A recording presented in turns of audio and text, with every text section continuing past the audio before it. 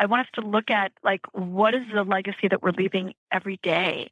How did we show up for ourselves and others every day?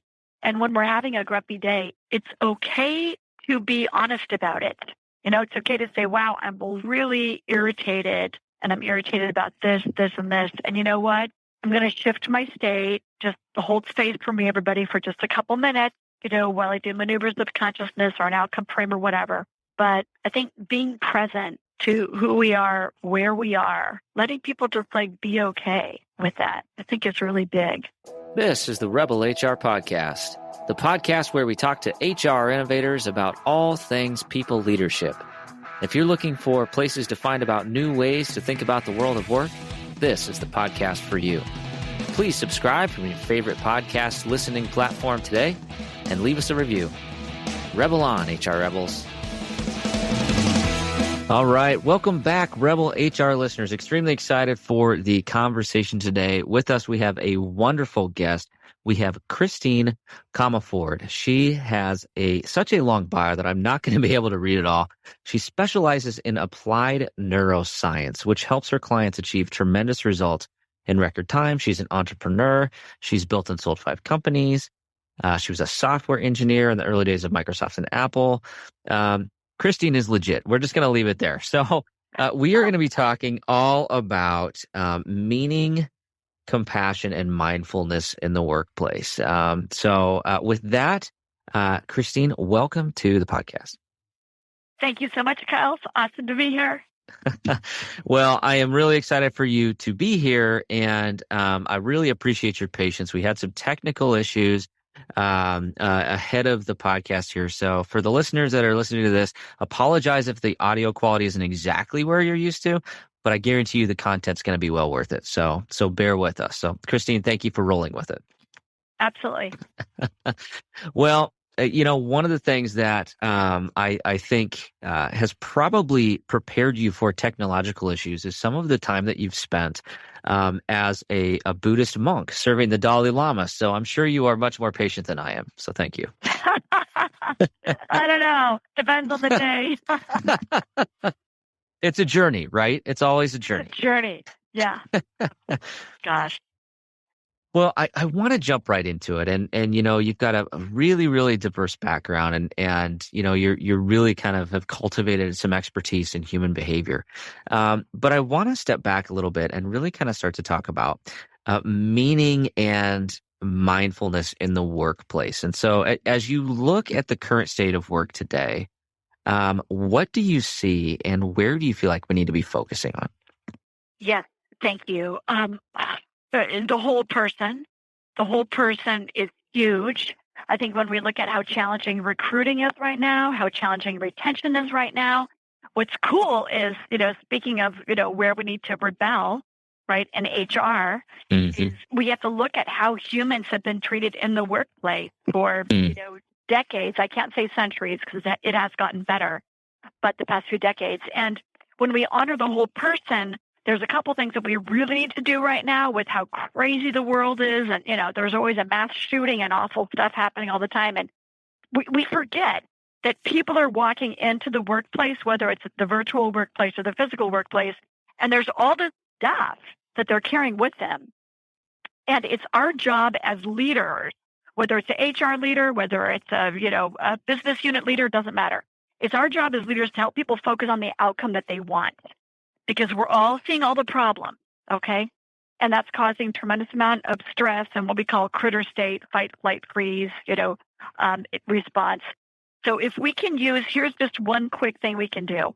When we're talking to people and they're talking about all their stress, et cetera, we can hold space, acknowledge it. We use what we call an emotion wheel, and we can put one of those. I can send that to you. We can put it on the show page maybe. And when people can look at the emotion wheel and they can say how they're feeling, and there's no judgment, wow, today I'm feeling grumpy or tired or discouraged or overwhelmed or whatever, then they can show up without having to fake it or be ashamed of how they're feeling. Then we can say, thank you for sharing that. And what would you like? Well, I'd like to feel peaceful inside regardless of what's happening outside. Okay, so then we switch from the emotion wheel to a tool called the outcome frame. So what would you like? Peaceful inside, regardless of what's happening outside. Thank you. What will having that do for you? Well, I'll be more productive. I'll be more focused. I won't get so upset by things. I'll be more compassionate with my people. I'll be able to be more present. Great. How will you know when you have it?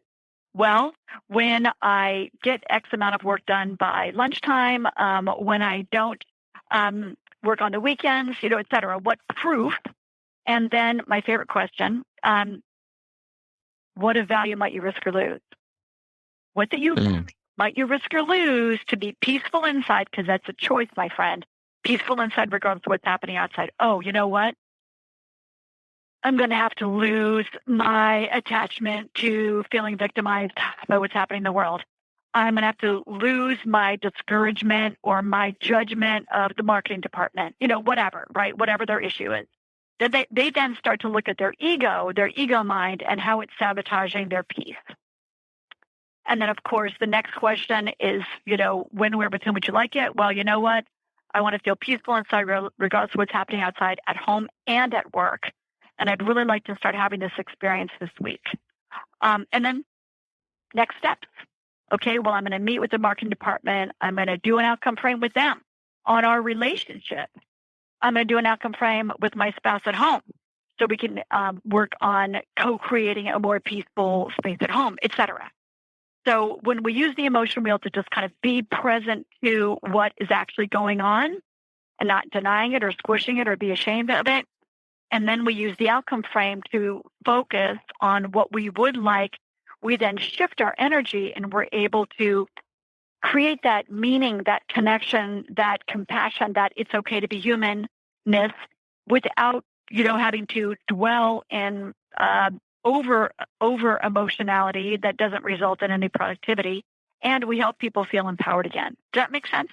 Yeah, and I'm sitting here making drastic notes, trying to catch all that. So that's why we're recording it. That's exactly right. So and you know what? On the podcast, you can slow down the podcast so you can catch it all. But I think it's really fascinating, and it's such a departure from what we kind of used to think about work, which is, you've got your work person and you've got your home person, and you leave home at home and work at work, and that's like when I was learning how to be an HR professional, that was kind of the approach, right? And it was, almost like the expectation was that when you walk into the building, or in this case, log into your computer, that you put on a mask, or you put on a, or you like block out the emotions that you would, were feeling before you entered the workspace. And so I'm curious, is this,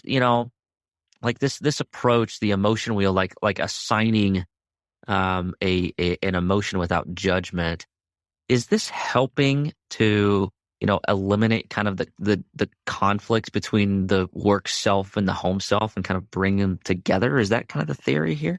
Yes, thank you so much for saying that, Kyle, because imagine how stressful that is.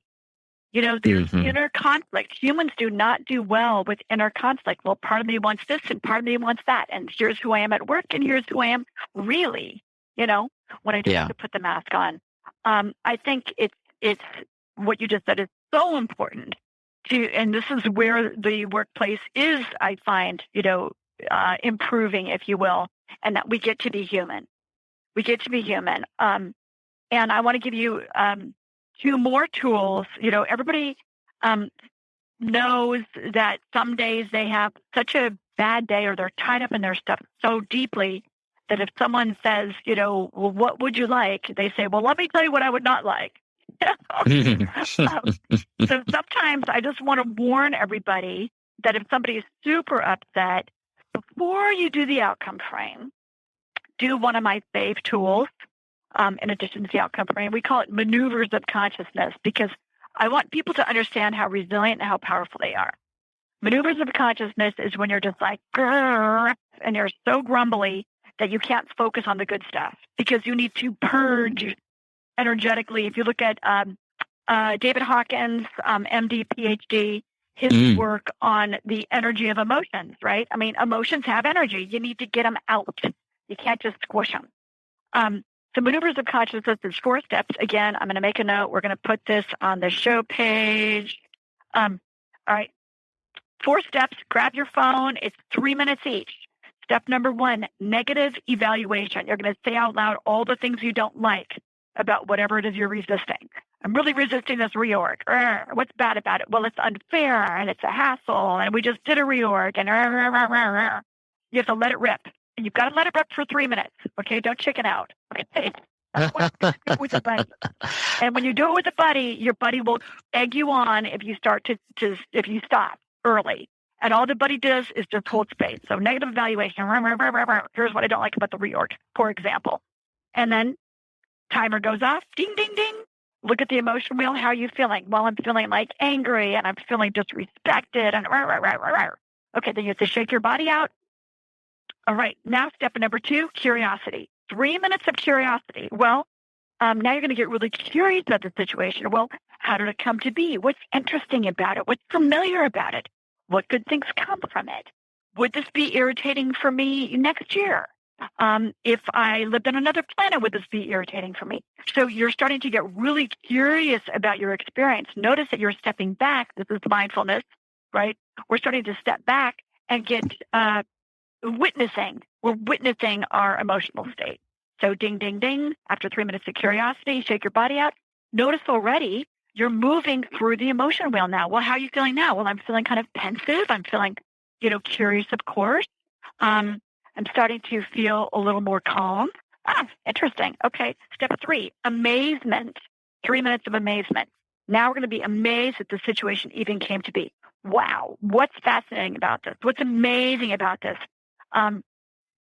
What is just kind of unique and special and extremely cool about this? Well, gosh, it's going to actually give us an opportunity, this reorg, to do stuff in a whole different way, to see our business in a whole different way, to experiment with matrices and stuff like that. So we're amazed for 3 minutes, ding, ding, ding. We look at the emotion wheel and we start to really see, usually around step 3, you really see that you're moving into, maybe peaceful, powerful, joyful. Wow. I mean, we're only 9 minutes into it. This is how resilient we are. Shake your body out. And now the final 3 minutes, full appreciation. Wow. I want to honor everything about this. Wow, this is so helpful. This reorg that I was resisting is so helpful in getting me to go to the next level. I feel so much gratitude and appreciation. I can honor this because, wow, I was even interested in helping make this happen. That's cool. This is affecting the lives of tons of people. That's cool. This is an opportunity for us all to stretch and grow. That's so cool. I'm so thankful for that. So that full appreciation. Ding, ding, ding. Timer goes off. Look at how you're feeling now in the emotion wheel. Shake your body out. Now you could go to, and what would I like? Well, I'd like to create the most, smooth, reorg process possible for everybody. Okay, cool. What would have that do for us? Well, we'd have less upset. Then you go through the whole emotion wheel.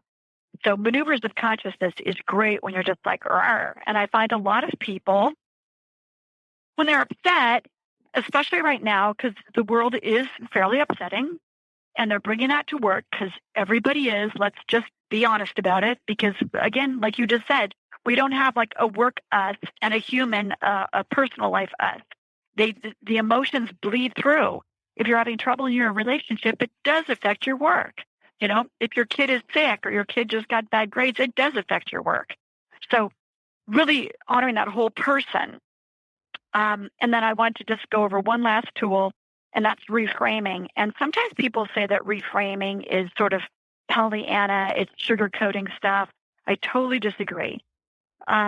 Reality is what you say it is. And if you say it feels bad, then it does feel bad. If you say that it feels good or even okay, then it will. So it's all about changing the story, which changes the meaning that we make, which changes the belief that we have, which changes our behavior. So if we look at something and we're saying, we're telling a story about something and it makes us feel lousy, right? Then what we can do is we can say, well, let me look at that story from a different angle. So a really kind of extreme example was when my mom was dying of leukemia, and she was super angry at her body for getting leukemia and just the whole process. So she was being angry for a while. And then one day she said, okay, I'm done being angry. Let's use those weird brain tools that you use. So the maneuvers of consciousness, right? Because she was too angry for an outcome frame. Then we did the outcome frame.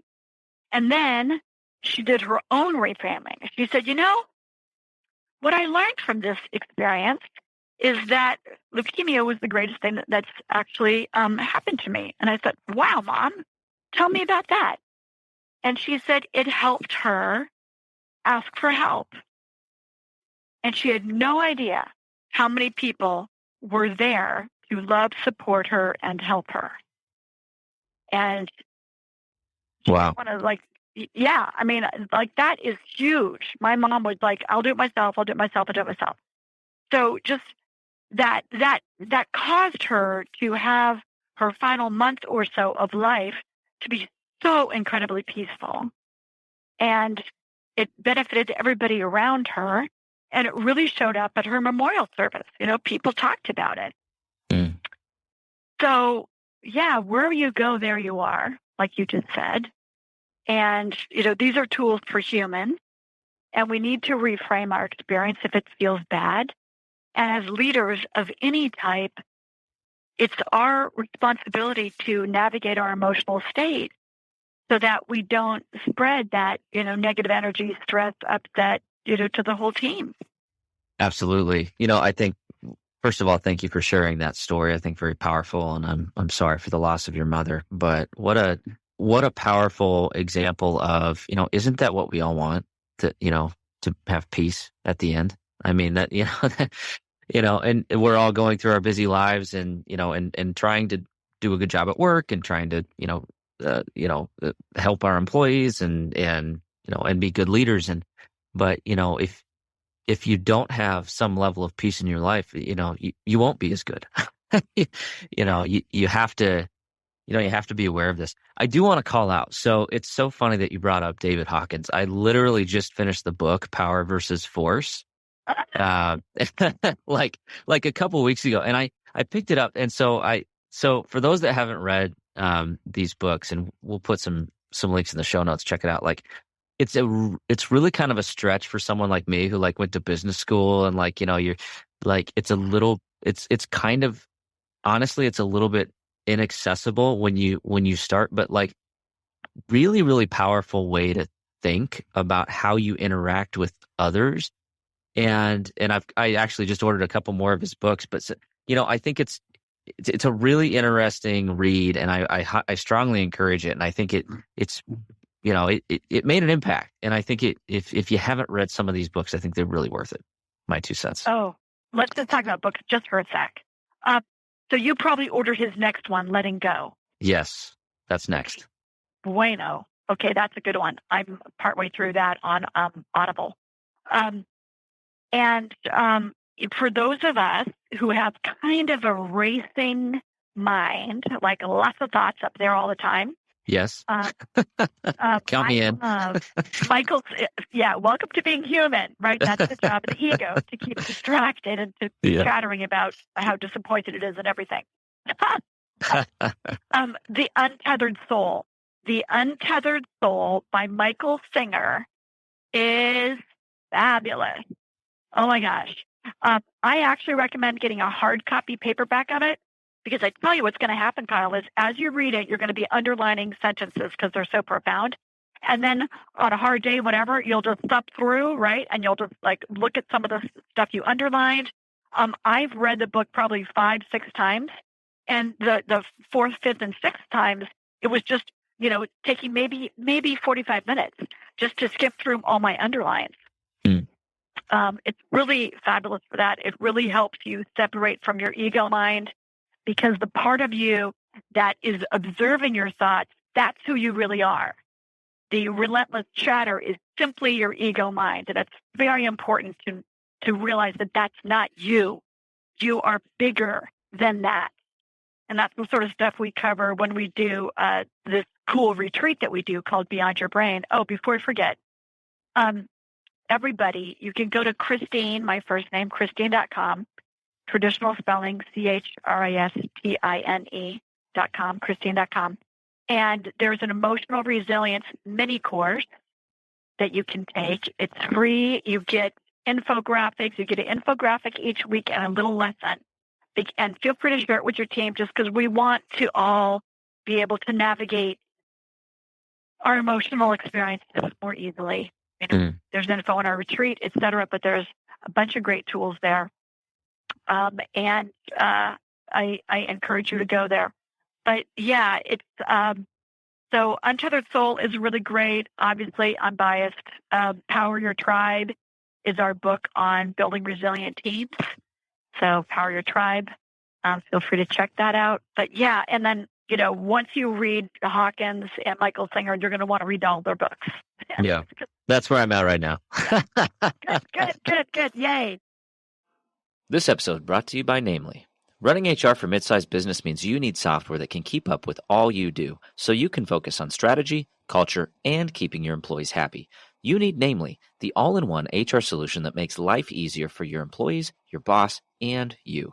Namely's HR platform covers your essential HR and compliance needs in one place. Whether you have 50 or 1,000 employees, Namely's all-in-one integrated platform is designed to be used by everyone every day. With a mobile app and elegant UI, Namely lets employees request PTO, appreciate their peers, review their pay stubs, and even answer their own HR questions. Namely offers it all, from onboarding and payroll to time tracking, benefits, employee engagement, and so much more. You'll finally have the time and data you need to drive the initiatives your company really cares about. I want you to simplify your HR processes with Namely, so I've arranged a special offer for my listeners. Right now, get a free month of unlimited access to Namely's all-in-one HR platform, but only when you go to namely.com/rebelhr. Remember, for your free month, go to namely.com/rebelhr. I think it's so fascinating, and I've been reflecting on this, and I've kind of, went through the pandemic. That every other headline was terrible and sad, and just over the last few months, it's just, there's just it's so easy to fall into a state of despair, or helplessness, and it's, I've personally been on kind of that, that individual journey of trying to control that, that the ego and the emotion and, really, being reflective, but it's really hard. But I'm convinced that like the new world of work will honor that journey that we're all on. And I actually feel like it's kind of like I feel like if we use the tools correctly, if we truly focus on it, like the next level up is actually like reconnecting with our humanity. It's not like disconnect. It's not like being hyper focused on technology. It's not being hyper focused on, leveling up in the sense of like, how much more money can I make? It's like, I think the next level is actually like actually taking a step back and realizing, oh, there's a whole lot more than this. That's where I'm trying to go right now. Cool. Well, I hope you check out our Beyond Your Brain retreat, because I think you would love it. It's in October. It's October 20th to 23rd, and it's in gorgeous Pacific Grove, which is Monterey, California. BeyondYourBrain.com, or just go to Christine.com. We have a pointer from there. But yeah, let's be okay being human. And I'm seeing that we're starting to change that, and that people are getting more flexible hours, because you know what? If you have a kid at home, you need flexible hours. For neurodiversity, you need to provide flexible hours. If somebody has ADD or OCD or depression or anxiety or whatever, like, seriously, do we seriously care if they work between 9 and 5? I mean, seriously, yes, they've got to be at team meeting, but one of our team members, she's crazy creative between like 10 o'clock p.m., and 1 a.m. Like, why would I miss out on that? So she does a few hours here, does a few hours there, worked that hour, those hours when I prefer to be sleeping myself, but it worked for her, you know? So, Absolutely. yeah, let's honor the humans. And of course, meanwhile, back on Earth, we do have to have the overlap for meetings and stuff like that. But if we're spending our whole day in meetings, well, that's something to look at. Mm-hmm. Tell me about That about, yeah. it. Absolutely. I think it's what's really fascinating about it, and I'm curious to get your perspective on this, is, there's been so much study about, about humanity and spirituality and kind of, and having a meaning beyond, the pursuit of material things. And I know that you've spent, a number of years studying different aspects of spirituality.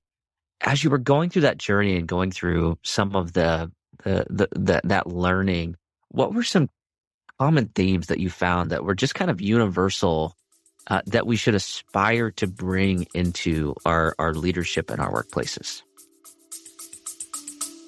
We'll be back after a quick break.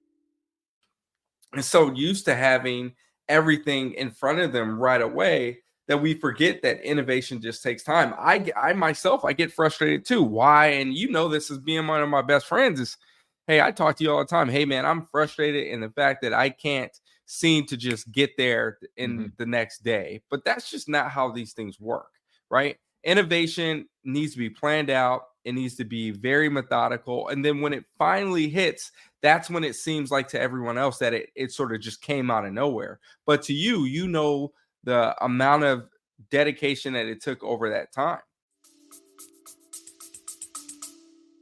Yeah. I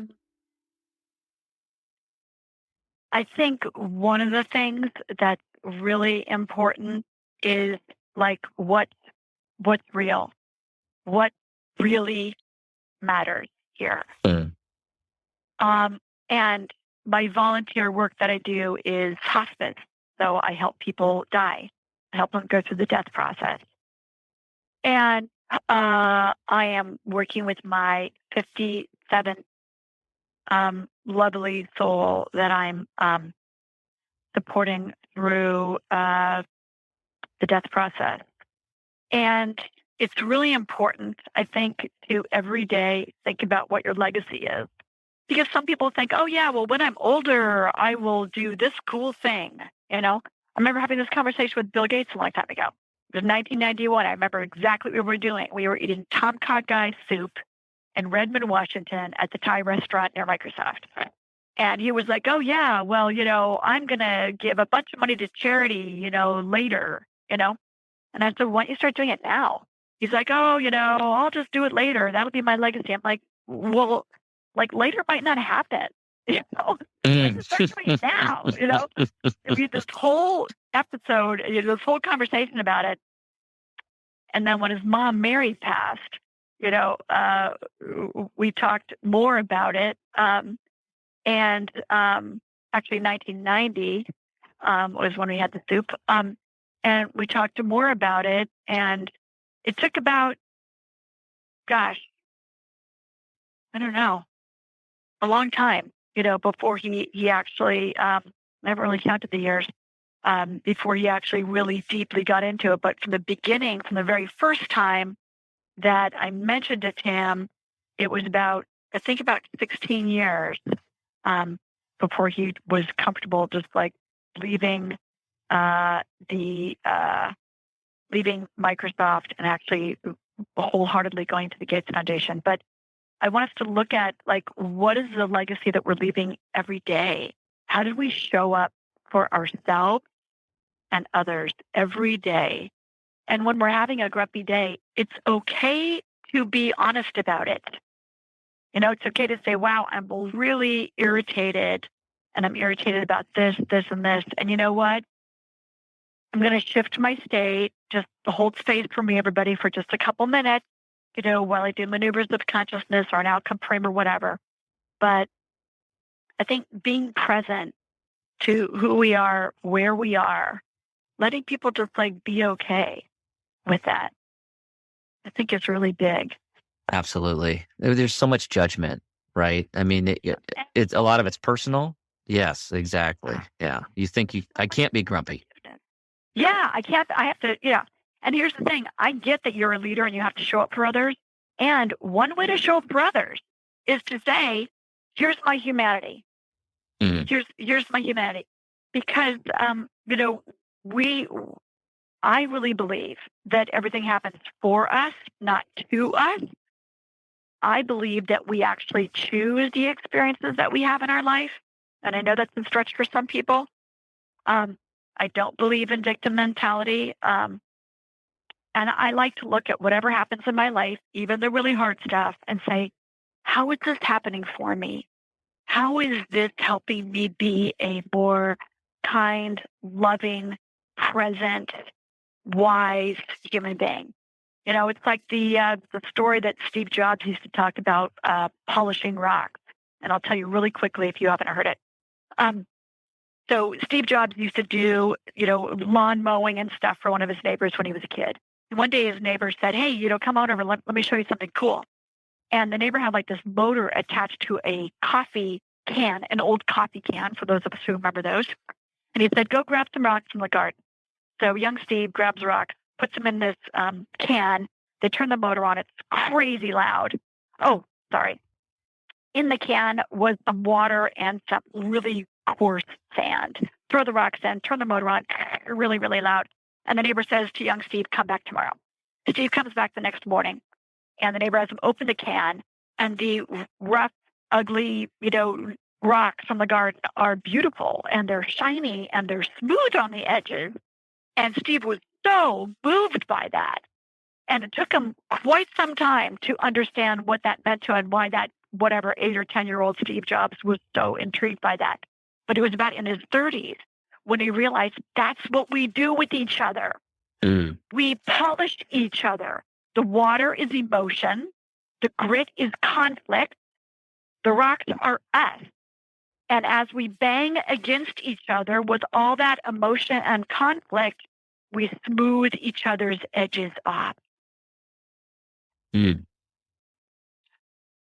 It's powerful. But I think it's so true. And I think it goes back to reframing, right? If you've made that decision, then, you're in a different mental state than somebody who hasn't, right? Yeah.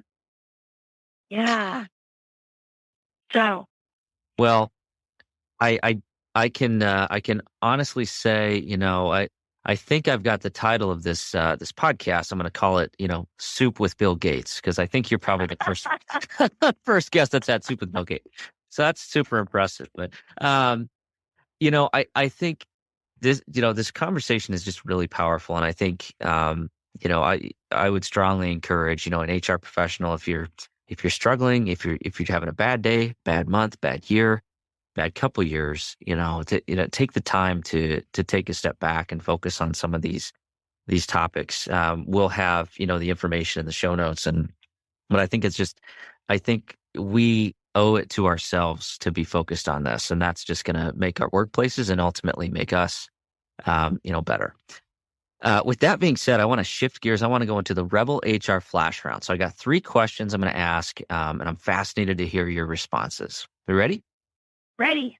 Okay, perfect. Question number 1. Where does HR need to rebel? What we've been talking about, my friend, letting the person be the whole person without indulging in excessive emotionality, but letting them be the whole person and providing tools like the ones we just taught on this podcast, providing these sorts of tools to their people to navigate their emotional state. Absolutely. And I think, to add on to that, here's, one thing that I've really I struggle with, and I will continue to struggle with, is HR is so often pushed to make judgments of others. And it is really, really hard to suspend judgment in our role. But if you can use these types of tools and be focused on that, you will be more effective. But it's hard. It's really hard. Sometimes we have to say, this person isn't the right fit for this role, because that's the truth.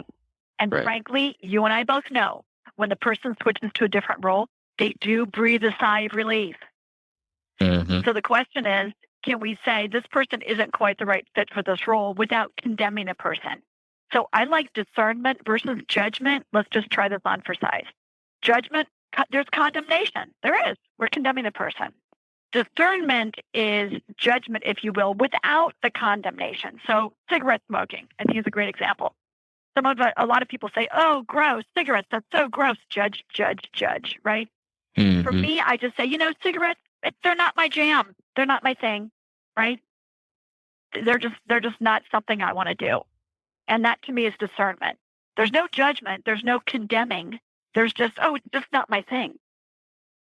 So if we can use discernment, this person just isn't the right fit for this role. It doesn't mean that's a bad person. We have to separate the person from their behavior. Absolutely. That's a powerful shift. Question number 2, who should we be listening to? Our people.